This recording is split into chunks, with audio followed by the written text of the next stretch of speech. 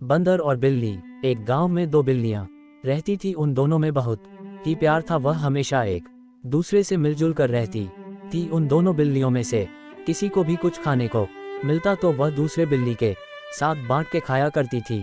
एक दिन उन दोनों बिल्लियों को एक साथ एक रोटी मिला।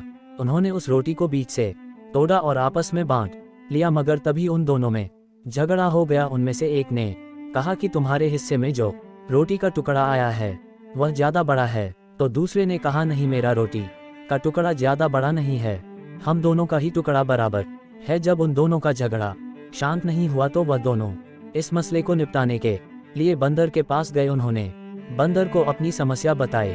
बंदर ने उनकी समस्या को हल करने के लिए एक तराजू मंगाया। तराजू के दोनों तरफ रोटी को रख दिया। रोटियों को तौलते समय जिस रोटी की तरफ वजन ज्यादा था उस रोटी से थोड़ा सा टुकड़ा तोड़ कर अपने मुंह में डाल लिया और खा गया। फिर उस तरफ के रोटी का टुकड़ा हल्का हो गया तथा दूसरी ओर का बड़ा भारी बंदर ने दूसरी ओर के टुकड़े से भी थोड़ी सी रोटी थोड़ी और मुंह में डाल के खा गया। इसी प्रकार वह बारी बारी से दोनों तरफ से थोड़ा थोड़ा टुकड़ा तोड़कर खाने लगा। जब बंदर रोटी का काफी हिस्सा खा गया और रोटी बहुत कम ही बची, तब बिल्लियों को होश आया। उन्होंने बंदर से कहा कि आप अब रहने दीजिए, अब आप ज्यादा कष्ट मत करिए, हम खुद ही बंटवारा कर लेंगे। तब बंदर ने कहा ठीक है, जैसा तुम कहती हो वैसा ही होगा, मगर मैंने इतना मेहनत किया है तो मुझे भी इस रोटी का कुछ हिस्सा मिलना चाहिए। इतना कहकर बंदर ने दोनों तरफ के टुकड़ों को उठाया और खा लिया, फिर वहां से चला गया।